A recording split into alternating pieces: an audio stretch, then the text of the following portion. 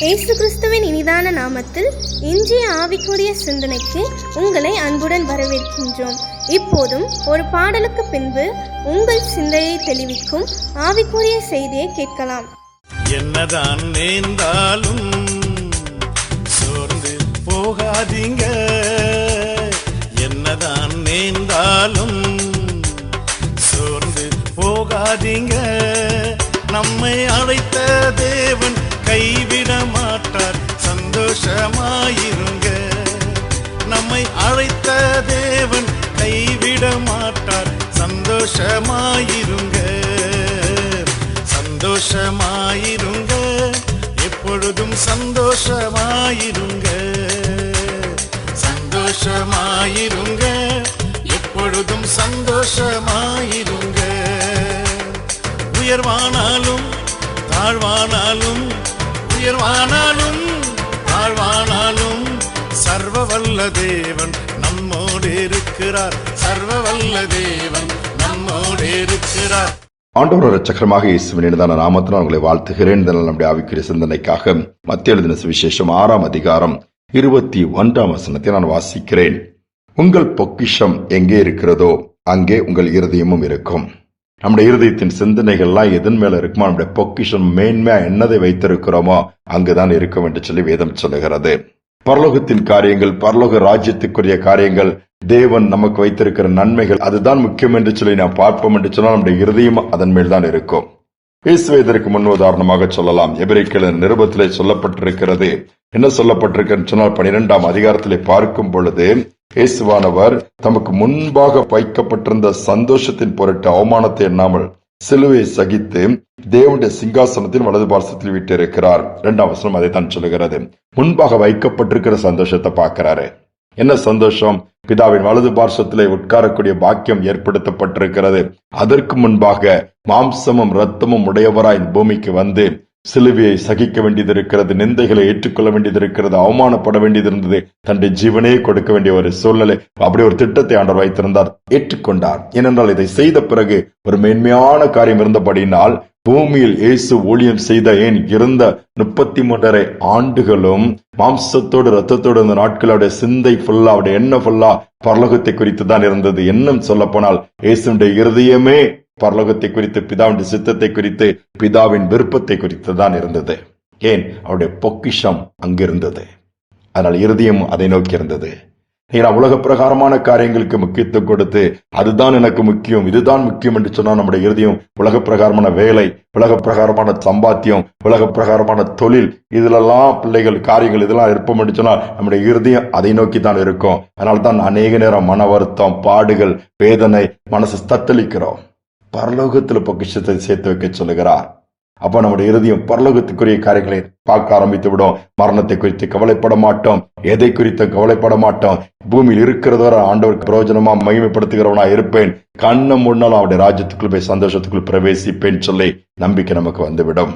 கிரகம் ஸ்டெயின்ஸ் ஒடிசாவிலே ஊழியம் செய்த அருமையான ஊழியருடைய வாழ்க்கையில் நிறைய பேருக்கு தெரிந்திருக்கும். 2 ஆண் பிள்ளைகளையும் அவரையும் சேர்த்து அவருடைய வாகனத்திலே தீ கொளுத்தி எரித்து விடுகிறார்கள். சாம்பலாய் போய்விட்டார் எரிந்து. மனைவி எவ்வளவு பாதிக்கப்பட்டிருப்பார்கள் பாருங்கள். ஆனாலும் அரசாங்கம் எல்லாம் அதுக்கு கேஸ் ஃபைல் பண்ணி தீ கொளுத்தினவங்களை பிடிச்சி அரெஸ்ட் பண்ணி தண்டனை கொடுத்து இது பண்ணும் போது சொல்றாங்க, அக்யூஸ்ட் எல்லாத்தையும் பிடிச்சி கொளுத்தினவங்களாம் பிடிச்சி உங்க ஹஸ்பண்டை கொண்டவங்களை அரெஸ்ட் பண்ணிட்டோம், நாங்க தண்டனை கொடுப்போம். இந்த அம்மா அதை பெருசாவே எடுத்துக்கல. இவங்க என்ன சொன்னாங்க தெரியுமா? அவங்கள நான் மன்னிச்சிட்டேன், அவங்களே இயேசு நேசிக்கிறாரு. எப்படி இது சொல்ல முடிஞ்சிட்டு கேட்டா, ஹஸ்பண்ட் என் பிள்ளைகளின் ஆசையா வளர்த்த பிள்ளைகள், அன்பு பிள்ளைகள் எனக்கு பெரிய சொத்து தான். பெரிய இழப்பா இருந்தாலும் அதையும் தாண்டி எனக்கு ஒரு சந்தோஷமான ஒரு சொத்து இருக்கு, சந்தோஷமான வாழ்க்கை இருக்கு. என் ஹஸ்பண்டா பிள்ளைகள் அங்கதான் போயிருக்கிறாங்க. அதனால எனக்கு முன்பாக வைக்கப்பட்டிருக்க அந்த பரலோகத்தின் சந்தோஷத்தை நான் பார்க்கிறேன். அதனால இந்த பாதை எனக்கு இப்படிப்பட்ட காரியங்கள் என்னை பாதிப்பை ஏற்படுத்த முடியாது, பாதிப்பை ஏற்படுத்தவும் இல்லை. தொடர்ந்து என் கணவன் செய்த ஊழியத்தை நான் செய்கிறேன், தொடர்ந்து என்னுடைய கர்த்தர் எனக்கு நியமித்த பாதையில ஓடுறேன்னு சொல்லி தைரியமா பேசினாங்க. அவங்க இருதயம் படபடத்து போய் அல்லது உடைந்து போய் நொறுங்கி போய் என் வாழ்க்கையே போச்சுட்டு உட்கார்ந்து அழுது கொண்டிருக்கவில்லை. சின்ன சின்ன காரியங்களுக்கு அவ்வளவுதான் வாழ்க்கையே முடிஞ்சிருச்சு தற்கொலை பண்ணுகிற கூட்டம் எவ்வளவு இருக்குது. என்னை அவ்வளவுதான் சொல்லிட்டு அப்படியே உட்கார்ந்து அழுது கொண்டிருக்கிற கூட்டத்தையும் பார்க்கிறோம்ல. பூமியில உங்க பொக்கிஷம் இல்லை, இருக்கக்கூடாது. இதுதான் என்று சொன்னால் இருதயம் இங்குதான் இருக்கும். இதை தானாக வரக்கூடிய ஆசீர்வாதம் பூமியில கர்த்தர் கொடுப்பார். ஆனால் முதலாவது அவருடைய ராஜ்யத்துக்குரிய காரியங்களுக்கு முக்கியத்துவம் கொடுத்து அதுதான் என்னுடைய வாழ்க்கையின் மேன்மை என்று சொல்லி பார்ப்போம் என்று சொன்னால் நம்முடைய இறுதியும் அதை குறித்து தான் எண்ணிக்கொண்டிருக்கும். இந்த உலகத்தின் காரியங்கள் எதுவானாலும் உங்களை அசைக்க முடியாது. இழப்புகளோ, பிரிவுகளோ, வேதனைகளோ, என்ன நஷ்டங்களோ, கஷ்டங்களோ, வியாதியோ ஒண்ணுமே பண்ண முடியாது. தைரியமாக ஆண்டவருக்கு நிற்க முடியும், பேச முடியும், தொடர்ந்து ஓட முடியும். கிருபை இந்த நாள்ல ஆண்டவர்கிட்ட கேட்போமா, ஜெபிப்போமா. அன்பின் தகப்பனே, உங்கள் பொக்கிஷம் எங்க இருக்குங்க, உங்களுக்கு இருதயம் இருக்குன்னு சொல்லி இருக்கிறீங்கப்பா. உலக பிரகாரமாகவே பார்க்கிறோம், உலக பிரகாரம் காரியங்களுக்காகவே ஓடுகிறோம். இங்கே பல 1000 ஆண்டு இருக்கிற மாதிரி எங்க சிந்தை மாறி விடுகிறது. அப்படி அல்ல, இது ஒரு நிழலை போன்ற ஒரு வாழ்க்கை, ஒரு புகையை போல ஒரு வாழ்க்கை. என்னதான் இருந்தாலும் ஒன்றையும் கொண்டு போக போறது கிடையாது. இப்பொழுது நாங்கள் உயிரோடு இருக்கிற நாட்கள் எல்லாம், எங்கள் சிந்தை எல்லாம், எங்கள் எண்ணம் எல்லாம் பரலோகத்தின் வாழ்க்கை, அந்த மேன்மையான ஒரு வாழ்க்கை, சந்தோஷமான ஒரு வாழ்க்கை எங்கள் முன்பாக நீர் வைத்திருக்கிற அந்த மேன்மையை பார்க்கத்தக்கதா எங்கள் இருதயத்தில் அப்படிப்பட்ட உணர்வை கொடுத்து அங்கு பரலோகத்தில் உங்களுக்கு பொக்கிஷங்களை சேர்த்து வைங்கள் சொன்னது போல அதற்காக முக்கியத்துவம் கொடுத்து ஓட உதவி செய்யுங்கப்பா.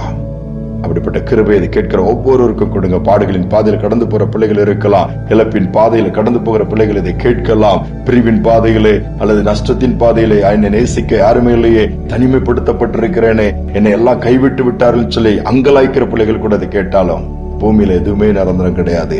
எனக்கு முன்பாக பரலோக சந்தோஷத்தை கர்த்தர் வச்சிருக்கிறார். எஜமானின் சந்தோஷம் எனக்கு முன்பாக வைக்கப்பட்டிருக்கிறது. பாடுகளை, நிந்தைகளை நான் சகித்து தொடர்ந்து இயேசுவுக்காக நின்று அந்த ராஜ்யத்துக்குள் அந்த சந்தோஷத்தை பிரவேசிக்க எனக்கு கர்த்தர் கிருபை கொடுக்க முடியாது. ஓடுவேன் சொல்லி வைராக்கியத்தோடு ஓட உதவி செய்யுங்க. அப்படிப்பட்ட பாக்கியத்தினர் கொடுப்பதற்காக ஸ்தோத்திரம். தாழ்த்தி ஒப்பு கொடுக்கிறோம். துதிகனமே ஏற்றுக்கொள்ளும் இயேசுவின் நாமத்தில் பிதாவே, ஆமேன், ஆமேன். நம்முடைய பொக்கிஷம் எங்க இருக்கு அங்க இருதயம் இருக்கும். நம்முடைய பொக்கிஷம் பரலோகத்தில் இருக்கட்டும். நம்முடைய சிந்தை பரலோகத்தை குறித்ததாக இருக்கட்டும். பூமிக்குரிய காரியங்கள் எதுவுமே நம்மளை பாதிக்க முடியாது. தொடர்ந்து முன்னேறி செல்ல முடியும். இந்த சிந்தனையோடு இந்த நாளை தொடருவோம். மீண்டுமாய் நாளைய தினம் சந்திப்போம்.